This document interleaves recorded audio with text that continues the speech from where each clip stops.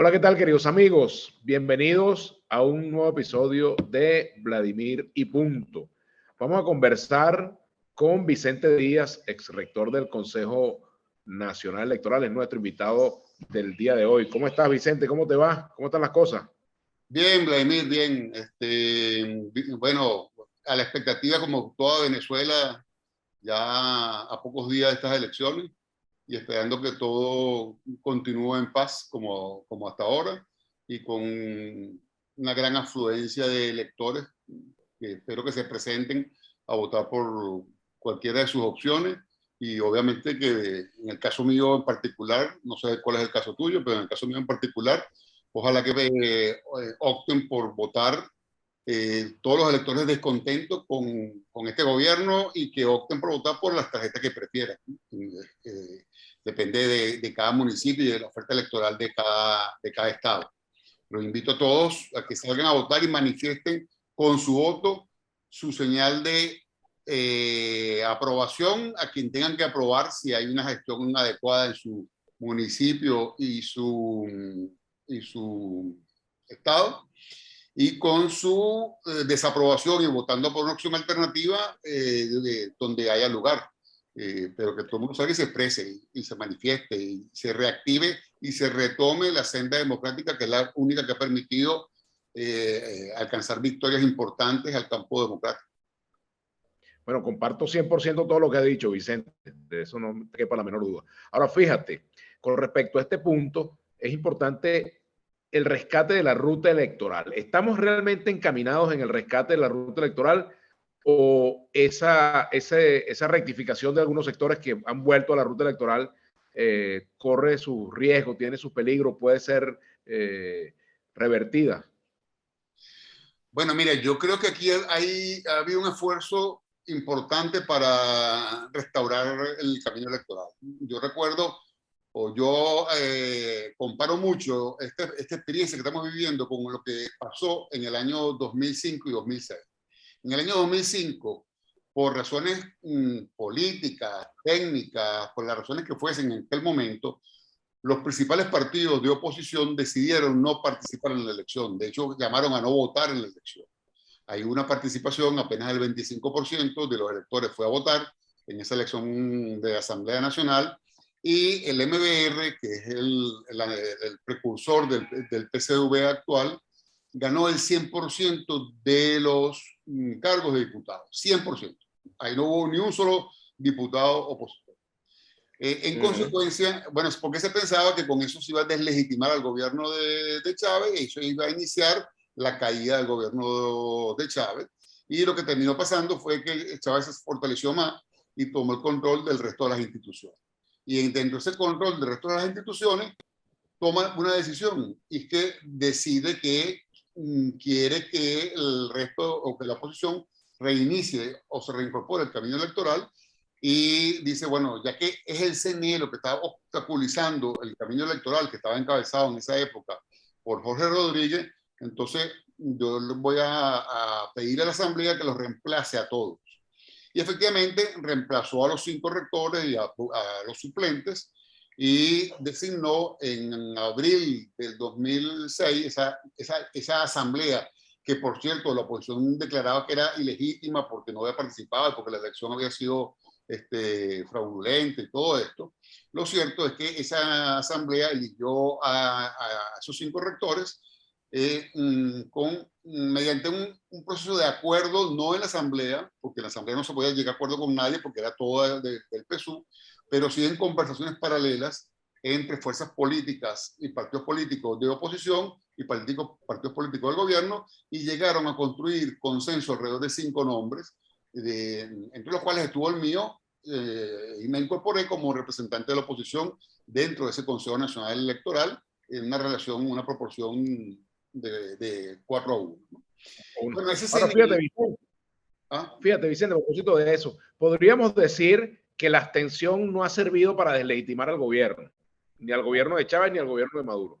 Podríamos Absolutamente. decir Bueno, eso. pero es que no solamente el de Chávez y el de Maduro, es que a ningún gobierno, porque es que la izquierda en Venezuela en algún momento, en la década de los 60, 70 y 80, hubo factores de izquierda, de partidos de izquierda importantes, inclusive como el Partido Comunista en su época, como la Juventud de Acción Democrática, que se fue toda la guerrilla a través del MIR, el Movimiento de Izquierda Revolucionaria. Y posteriormente, después de esa época, el propio Chávez, cuando sale de la cárcel, también llama atención. Han llamado atención en diferentes momentos de la historia política venezolana. Y en ningún caso ha funcionado. Al contrario, todo ha sido un fracaso. Más bien han quedado en peores condiciones que nunca. Y aprendieron, por cierto, aprendieron. Los partidos de izquierda se incorporaron a la lucha electoral y fueron alcanzando posiciones cada vez más importantes. Chávez aprendió que no sirvió para nada ni su intento de golpe de Estado ni la abstención y se reincorporó o se incorporó por primera vez a la vida democrática, se lanzó a la candidatura presidencial y ganó. Y la oposición en el 2005 hizo lo propio pensando que iba a deslegitimar el gobierno y no deslegitimó nada. Pero entendió un tema, aprendió una cosa, y es que ese CNE que se estaba designando allí era la puerta de entrada para reincorporarse a la ruta electoral, que era la única que había permitido avanzar en Venezuela. Y se reincorporó. Y es lo que pasó ahorita. Y es lo que ha pasado ahorita. Lo que está pasando ahora, justamente. En esa oportunidad, Acción Democrática, recuerdo, Alianza Bravo Pueblo y otros que integraban algo que llamaban el Comando de Resistencia, no participaron en la elección, llamaron también a no votar. Sin embargo, partidos fundamentales como Primero Justicia, como el MAS, como COPEI, y algunos otros, encabezados por Manuel Rosales, Teodoro Pekov y Julio Borges,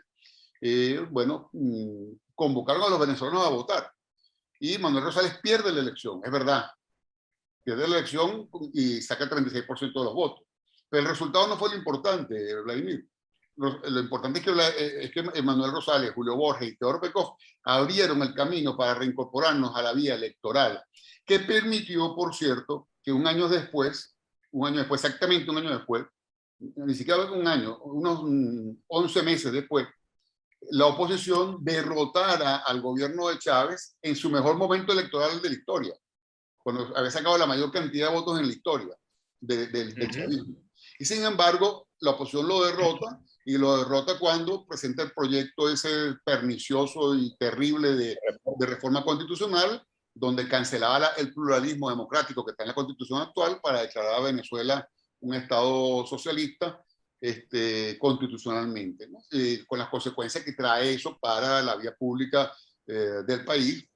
Si mal no recuerdo, ese fue uno de los momentos en los cuales tú tomaste la decisión también de separarte de ese proyecto, porque le veías los rasgos autoritarios que estaba perfilando. Pero lo cierto es que esa decisión de la oposición de no importarle cómo se designaba el Consejo Nacional Electoral y usarlo para participar en las elecciones, al año siguiente también se incorpora en Acción Democrática, también se incorpora Alianza Bravo Pueblo y lo que llamaban el Comando de Resistencia, se hace un solo bloque por el no, y esa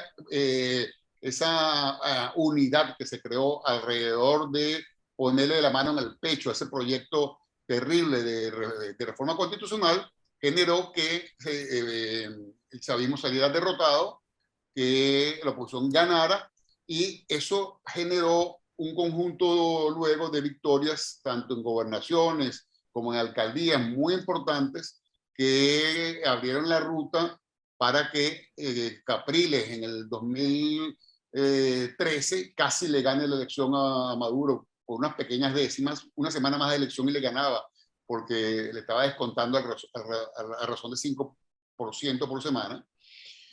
Y luego permitió el amplio triunfo de la Asamblea Nacional de la Oposición en el año 2015. Es decir, que esa decisión que se tomó en el año 2006, con ese Consejo Nacional Electoral y con ese esfuerzo que hizo Manuel Rosales, sabiendo que no iba a ganar, pero para abrir la ruta electoral, fue lo que permitió que luego se ganara el principal poder público que hay en Venezuela, que es el Parlamento. Estamos en una situación parecida a esa, ¿verdad, Vladimir? La oposición viene de no participar en elecciones desde diciembre del 2017, cuando llamó a no participar en las municipales, en las alcaldías. Luego llamó a no participar en las presidenciales del 2018. Ahí tenía razones importantes porque los 4 principales partidos habían perdido la posibilidad de postular durante el proceso de negociación de República Dominicana. El gobierno, en lugar de facilitarle la vía a los negociadores, como pasa en toda negociación en el mundo entero, Entonces, los 4 partidos que estaban negociando los inhabilitaron, a los 4. Entonces, la oposición mayoritaria decide no participar en esa elección y a raíz de eso no participa en ninguna elección sucesiva, incluyendo la parlamentaria del año pasado. Ahora, el Parlamento actual designa un nuevo Consejo Nacional Electoral, resultados, al igual que en el 2006, de conversaciones fuera de Cámara entre factores de oposición y factores del gobierno que fueron estudiando los mecanismos desde el año pasado para ir reconstituyendo la vía constitucional de Venezuela, que derivó en los indultos del año pasado, en la eliminación de la constituyente, en la convocatoria a la misión de observación electoral de la Unión Europea, de la ONU, del Centro Carter, de la eliminación de los puntos rojos, de la designación del Consejo Nacional Electoral más equilibrado que hemos tenido en los últimos 20 años. No estoy diciendo que sea el Consejo Nacional Electoral perfecto, pero es mucho mejor que el que hemos tenido durante 20 años.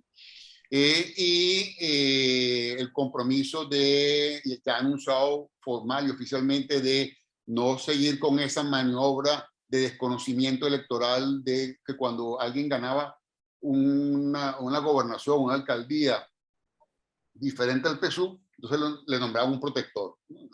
Está por verse si va a ocurrir o no. Está por verse, Vicente. Bueno, hay un compromiso nacional e internacional del gobierno de Maduro a que esa figura está enterrada y que es un capítulo pasado. Eso, yo espero que el gobierno nacional cumpla con eso. Eso está por verse, como tú bien dices. Si no lo cumple, habrá que dar la pelea contra esa figura en su momento. Pero en este momento partamos de que las cosas que se han ido acordando han ido sucediendo, ¿no? Se produjeron los indultos que se tenían que producir, Requesens lo enviaron a su casa en arresto domiciliario y esperando que, bueno, que salga libre cuando efectivamente el gobierno esté claro, o el sistema judicial, de que no participó en ningún atentado de ninguna naturaleza. Las misiones de observación efectivamente fueron convocadas. Hubo unos impases iniciales que se fueron solventando porque hubo la buena disposición tanto de la Unión Europea como de la Cancillería de Venezuela y del Consejo Nacional Electoral para que se solventaran. Es decir, que han habido avances. Se regresó la tarjeta de la MUD, que recordemos que en el año 2016 había sido no solamente inhabilitada, sino perseguida judicialmente. Toda su directiva a juicio. Por cierto, Vicente, que la tarjeta de la MUD realmente no sirvió para unir a la oposición, sirvió para reflejar precisamente que hay una división opositora, y los conflictos que vimos en Miranda reflejan precisamente lo difícil que ha sido para la oposición concentrarse en una sola opción frente al gobierno. Bueno, pero es que fíjate una cosa, ¿no? Hay que pelear por condiciones electorales y lo que hay que haya mejores condiciones electorales. Pero la principal condición electoral es subjetiva, no es objetiva. Está en la mente de los partidos, de los dirigentes y de los electores. Tú puedes crear las mejores condiciones electorales posibles, pero si el elector dice que no quiere votar porque, bueno, no quiere votar porque cree que votaré legitimará a Maduro, es que entonces Maduro se va a quedar de ahí para siempre, es que entonces si se vota, entonces no se va a producir el famoso golpe de Estado que algunos esperan que se produzca desde hace 22 años, o que vaya a venir una invasión gringa, por supuesto absolutamente indeseable, pero también absolutamente imposible. Hay gente de un espíritu un poco extraño, que prefiere que el país vaya a la guerra y que se hunda el barco con tal de cambiar el capitán del barco. Yo creo que sí se puede cambiar el capitán del barco, porque hay un pasaje del barco, hay unos pasajeros del barco que no quieren ese capitán, y hay una tripulación del barco que tampoco quiere ese capitán. Entonces hay buenas probabilidades de ir cambiando el capitán, pero no a costa de hundir el barco. Pero cierto, Vicente, que en las encuestas que han circulado, la gente está muy descontenta con el capitán del barco, pero también está muy descontenta con los capitanes de la oposición que no han sabido trazar una estrategia exitosa. Bueno, pero Vladimir, la realidad es que este país ha padecido tanto durante tanto tiempo, que el que todavía haya líderes que tengan algo de respaldo, más bien es sorprendente. Más bien es sorprendente porque este país ya ha pasado trabajo, mucho trabajo. Todavía para que la gente tenga, le dé un switch en su casa y tenga luz, bueno, eso es casi sorpresivo. Para que abra un grifo y tenga agua, eso es casi un milagro. Para que tenga acceso al sistema de salud, o que salga de su casa y no lo atraquen, o que salga y consiga un carrito por puesto, un autobusete. Eso es una pelea cotidiana. Lo normal en el resto del mundo, en Venezuela, es una lucha diaria. Eso genera, por supuesto, un descontento con el jefe político del país, que es Nicolás Maduro, indudablemente, porque es el presidente que está siendo desde Miraflores, pero también hay un descontento con quienes no lo han logrado sacar del cargo, porque dicen, bueno, pero entonces ustedes ofrecieron un cese de usurpación, un gobierno de transición y unas elecciones libres, y prácticamente ofrecieron que eso se iba a producir en días, ¿no? Yo recuerdo que inclusive el 23 de febrero, cuando iba a pasar unos camiones de ayuda humanitaria, había hasta presidentes de otros países en la frontera, claro, pensando que, claro, bueno, que esto estaba resuelto, que Maduro salía en cosas de horas y se venían para acá a celebrarlo y todo eso. A partir de un diagnóstico equivocado de la realidad, aplicaron un tratamiento equivocado de la realidad, y eso ha generado los niveles de descontento que hay, por supuesto. Por cierto, tradicionalmente a eso, Vladimir, y me gustaría que me des un segundo para decir esto. Sí, adelante. La realidad es que el 80% del país está descontento. Está descontento con la gestión de Nicolás Maduro, y no es para menos, no es para menos. Pero el problema es que para que ese descontento se traduzca efectivamente en cambio político en las regiones, en los municipios y posteriormente en el país nacional, tiene que haber un proyecto político, una estrategia política, una dirección política y una visión de la política que unifique el descontento. Y como tú bien decías, el problema es que el voto del descontento está disperso, porque hay unos que están llamando a no votar, hay otros que están llamando a votar, pero por unas tarjetas sí y por otras no. Hay otros que están llamando a votar por unas opciones nuevas que parecen viejas. Pero el descontento, el voto del descontento, que es el de la mayoría, ese voto está disperso. ¿Disperso en dónde? Uno, en su casa, que se van a quedar en su casa porque no van a querer votar porque, pues bueno, eso sería legitimar Maduro y todo el cuento de siempre, falso de toda falsedad, pero bueno, se creyeron ese cuento y seguirán en eso. Y otros que sí han entendido que ese no es el camino, que no funciona, que no ha dado ningún resultado y no lo dará, y que el único camino es el electoral, y recuperar las dos palabras claves de la democracia, que son negociar y votar, porque las dos fueron convertidas en groserías y malas palabras. Bueno, a esos ciudadanos que van a votar también se encuentran con que, bueno, hay mucha oferta electoral diferente. En lugar de haber una sola oferta electoral que aglutine todo el descontento, hay, bueno, muchas ofertas electorales que están compitiendo entre sí. Entonces, eso obviamente crea ciertas condiciones favorables a que quien tenga una minoría, pero unificada alrededor de candidaturas unitarias, tenga mayor posibilidad de llevarse cargos importantes que quien tiene el respaldo de la mayoría, pero dispersa en un montón de candidaturas. Entonces, efectivamente, mira, la tarjeta MUD yo aspiraba, y no solamente aspiraba, sino que trabajé por eso, para que efectivamente pudiese ser la tarjeta paraguas que aglutinara a todo el país descontento, con independencia de las diferencias particulares. Pero hasta ahora parece que no lo he logrado. Ahora, fíjate, Vicente, esta trompada que le dio, el manotazo que le dio Raúl Youssef a Américo de Gracia en el Estado Bolívar, ¿es un reflejo de lo que viene en la oposición después del 22? Bueno, no, yo creo que eso no, yo creo que no para nada. Yo creo que la oposición y la mayor parte de los dirigentes políticos han demostrado que son capaces de dirimir sus conflictos en paz. Vamos a poner las cosas de esta manera. Aquí ni siquiera en la época más dura de las insurrecciones guerrilleras, ni siquiera en la época más dura de enfrentaciones armadas, hubo los desastres que se vivieron en otras partes del continente americano. En Chile hubo decenas de miles de fusilados.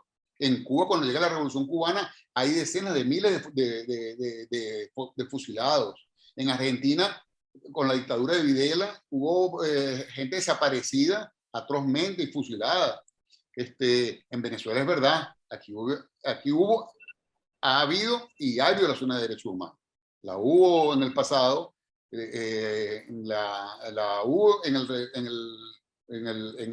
pasado anterior, en el pasado reciente, y la hay todavía. Pero gracias a Dios, esos casos de violencia son excepcionales. Es verdad que aquí hubo la masacre de Cantaura, es verdad que aquí les han sacado ojos y han perdido la vida manifestantes, muchachos en enfrentamientos o en represión salvaje de parte de algún militar o algún policía, pero violencia sistemática de Estado, como sucedió en otras partes del continente y de países, gracias a Dios no lo ha habido en las magnitudes que ha pasado en otras partes. Entonces yo no creo que eso sea el preludio de la violencia en Venezuela, todo lo contrario, todo lo contrario. Yo creo que es la manifestación de la pasión electoral, una pasión mal conducida. Yo no sé si tú has visto, pero yo he visto parlamentos de los países que uno pudiese ser, imagínese como los países más, con mayor tradición democrática, bueno, que han terminado dándose silletazos, ¿no? Silletazos, porque se acaloran las discusiones, ¿no? Y bueno, detrás de cada dirigente político, sea hombre o sea mujer, hay un ser humano que se puede sentir ofendido. Pasa en el deporte, Vladimir. Claro. Recordamos el famoso cabezazo que le da Zidane a alguien, a un futbolista, porque aparentemente le dijo al oído una cosa muy desagradable sobre su hermana. Entonces, bueno, estas cosas pasan porque los seres humanos reaccionamos porque tenemos sangre en las venas. Pero la realidad es que eso no es la forma de hacer política que impera en Venezuela, ni siquiera en los conflictos chavismo-oposición. Que por cierto, hay que decirlo, el reporte que yo tengo de las diversas campañas electorales en el interior del país, que en muchas oportunidades habían sido recibidos con piedras, botellazos, hasta tiros en las zonas populares o zonas rurales, cuando se presentaban dirigentes opositores, hoy por hoy no es eso.